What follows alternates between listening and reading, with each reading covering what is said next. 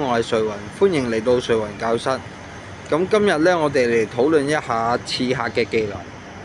咁第一招咧，要介紹嘅就係破甲，對目標敵人造成453點物理傷害，施加一層破甲層數，每層破甲層數使傷害抗性降低15，對怪物降低23，持續8秒，最多可疊加3層。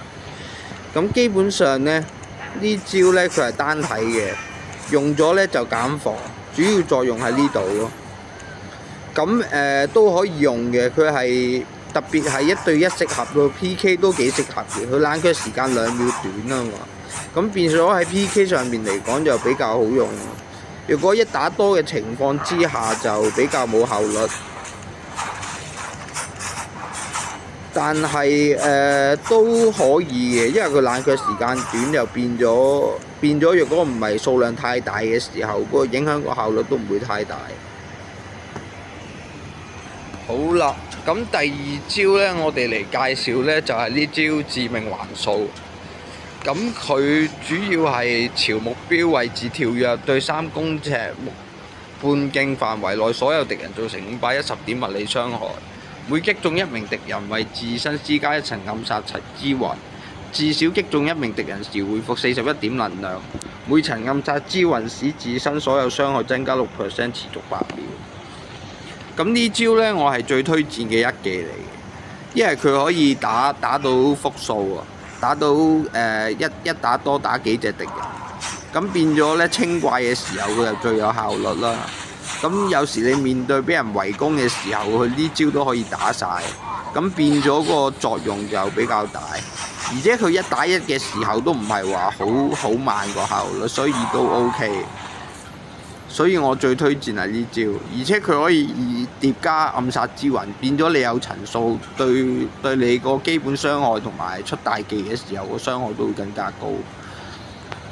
所以呢招係幾萬用嘅，可以1打1、1打多嘅情況都適合咯。PK 嘅時候又得，俾人圍攻嘅時候用又得，所以呢招我係最推薦。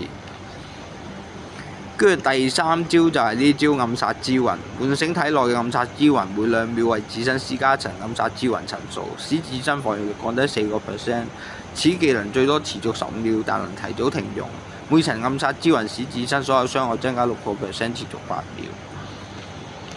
咁呢招呢，基本上係 PK 嗰陣時先用嘅，即係喺你唔接觸到個敵人嘅情況之下，遠距離疊加暗殺之魂用咯，最主要係。咁變咗你打怪嗰陣時係冇乜用嘅。咁你1打1 PK 嗰陣時都可以用下，即係疊加夠3層嘅時候，累積夠時間，先突然之間近攻，跟住出大技，造成大量傷害。咁主要係咁樣用啦呢招。咁我哋嚟講解一下2技能。2技能第一招飛刃，呢招我係幾推薦嘅。朝目標方向錐形範圍內投擲3把飛刃，穿透所有敵人並造成408點物理傷害。每擊中1名不重複敵人時，使自身移動速度增加25%，並使自身所造成嘅所有傷害增加10%，持續5秒。冷卻只係15秒啫。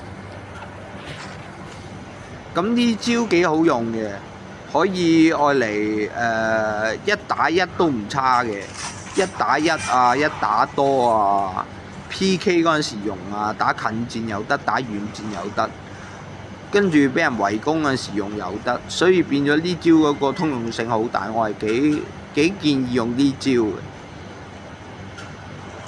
嗱，你睇下佢打嗰個範圍都幾闊，一個三角形，個距離都有翻咁上下。變咗打遠攻嘅時候都用到，而且又會增加攻擊力，所以係幾萬用嘅呢招，即係基本上係比其他招數嚟講算係唔錯嘅條件。跟住就到呢招第2招衝刺，朝目標位置衝刺，使自身所造成所有傷害增加15%，持續4秒。呢招呢又係主要係 PK 用啦。佢個作用就係位移同埋增加攻擊力。咁變咗你用呢招呢，你又多咗一招位移嘅攻擊。嗱，咁我示範一下。咁你一出咧，佢移動個距離係咁遠嘅，咁變咗 P.K. 嗰陣時可以我嚟追住攻手打咯，主要作用係。跟住順便就增加少少基礎傷害，咁對你嗰個一技同大技嗰個傷害都有啲幫助。咁同埋佢冷卻時間唔算話太長，15秒都可以用下。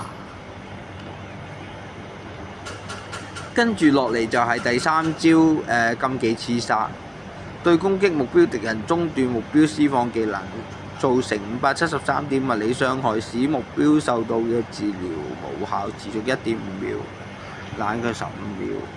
咁呢招呢又係主要 P.K. 用啦，佢係近攻單體中段敵人技能，減低敵人嘅治療傷害嗰個治療效果，咁變咗係 P.K. 嗰陣時用，針對嗰啲回復力能力強嘅對手嚟用咯，主要係，同埋可以攞嚟中斷人哋施法技能嘅作用。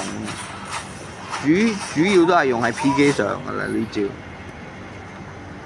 跟住落嚟，我哋介紹第四招暗影利刃，朝目標方向投擲一把小刀，使第一個擊中嘅敵人圓暈，持續2.66秒。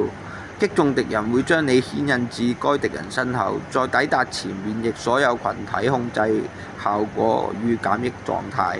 擊中玩家會使此技能的冷卻時間減少25%。呢招又係一招位移技咯，又係 P.K. 用，主要係對攻手用咯，拉近距離。一放中咗呢，就會近距離擊中敵人，所以佢係最主要都係用嚟拉近個距離嚟拉近距離攻擊攻手用。跟住落嚟，我哋就介紹第5招連鎖劈擊。朝目標敵人突擊，擊中目標後再朝其6公尺內距離最近嘅敵人突擊，每次連續擊中可造成更高的物理傷害。突擊時使自身進入隱形狀態並對傷害免疫，擊中人數越高傷害越高。呢招呢，我係最推薦嘅，基本上你1打1或者1打多都可以。而且佢有一啲距離，咁你變咗打遠距離攻擊啊、拉近距離啊、清怪啊、製造傷害啊，呢啲情況都好適合，或者甚至攞嚟避招都可以，因為佢有短暫嘅無敵時間。所以呢招我係最推薦，佢嗰個通用範圍好大，甚至比一技嚟講可能係更加通用。但係佢當然啦，距離冇第一招放飛鏢嗰個距離咁遠啦。但係佢其他條件基礎設定都係幾好，所以我係好建議用呢招。好啦，今日嘅介紹就嚟到呢度，多謝大家收睇，歡迎嚟到呢個瑞雲教室，我哋下次再見，拜拜。